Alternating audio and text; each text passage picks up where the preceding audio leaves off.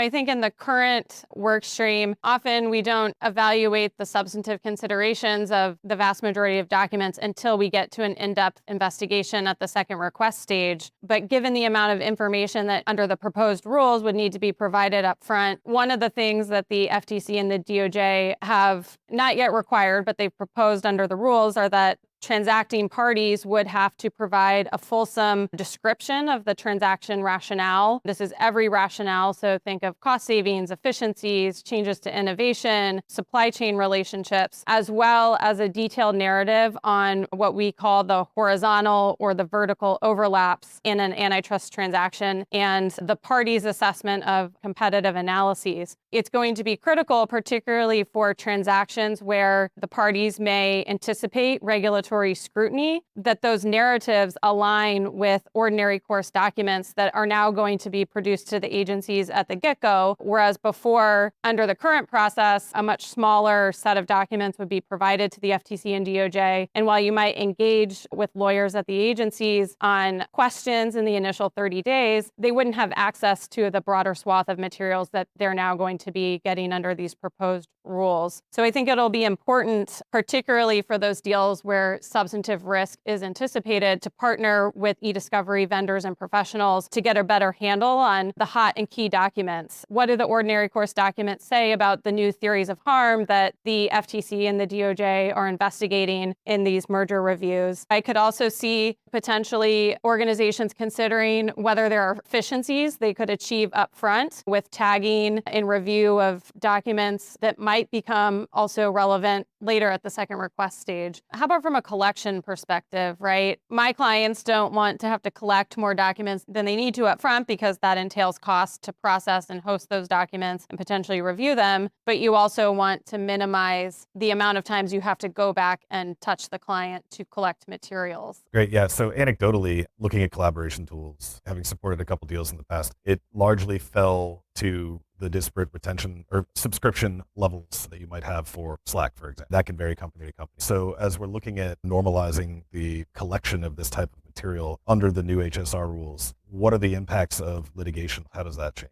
One interesting aspect of the proposed changes to the HSR process, it'll be interesting to see if this is included in the final rules that come out in the coming weeks, is that the FTC and DOJ would require officer certification on the HSR form that the company has taken steps to preserve relevant materials. One key question we're considering is, do these proposed changes create a premature obligation to preserve materials? Today's environment, you typically would not institute a document hold just because the transacting parties were filing an HSR pre-merger notification form with the FTC and the DOJ. Typically, the document hold would come later when the parties received a request to preserve documents from the agencies, either as part of the voluntary access letter or a second request. And just at the ABA Antitrust Spring meeting last week, DOJ's Deputy Director of Civil Enforcement, Suzanne Morris, emphasized that it's DOJ's position that the duty to preserve kicks in when a company can, quote, reasonably anticipate an agency investigation, end quote, even if this occurs before the division issues a preservation notice. I think the importance of noting the officer certification, that's going to require somebody pretty senior at the company to have a thorough understanding of what steps have been taken to preserve documents and keep a thorough record of that moving forward in the event that there is a dispute. And I think it does create real challenges for our clients in considering the scope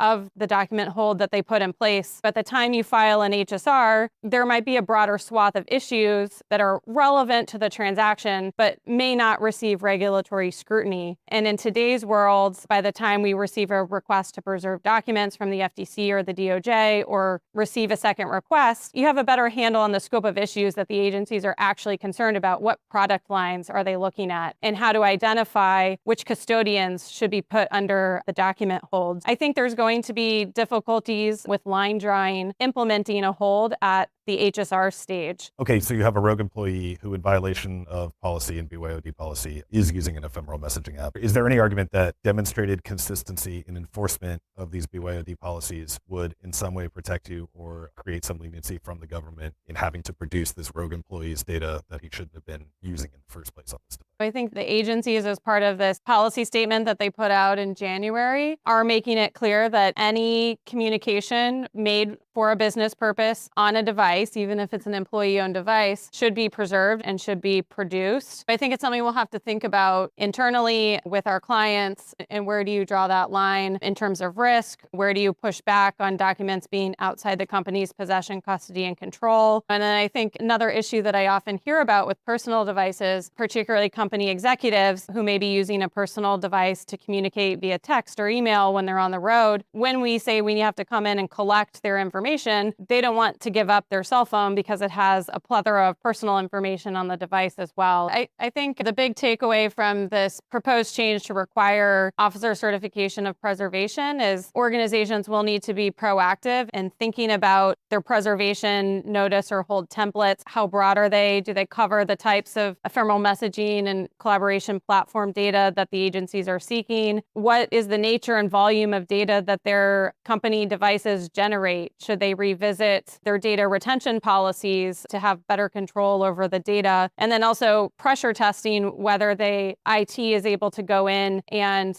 pretty immediately enable auto deletion on these ephemeral messaging and collaboration tools, and think about some of the challenges that come with that, and then develop proactive solutions so that they're ready when they have to make this certification as part of the HSR pre-merger notification filing. So Melanie, an item you mentioned before was this requirement to produce a submission of all agreements. I know that they exist often in disparate locations and that they can be voluminous. Tell us a little bit more about that consideration. Yeah, so the proposed rules are requiring agreements between any entity within the acquiring person and any entity within the acquired person in effect at the time of filing or within 1 year prior to filing. These are ordinary course business commercial agreements, not transaction related, so not something that's typically collected in the HSR process under the current rules. It would include purchasing orders, purchasing agreements, licensing, supply, non-solicitations, anything commercial.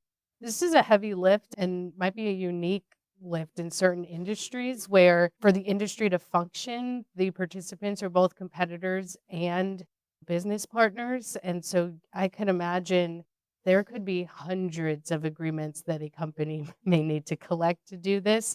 So this is something that I really think parties, if they think they're ever going to file HSR, counsel and vendors might need help with now, considering how do you even go track down all these agreements within your company, because they're likely not just in one place. And then going forward, how do you keep them in one place and keep track of those agreements? Because it is time bound. And so the next filing might not have the same set of agreements, even if the parties are the same.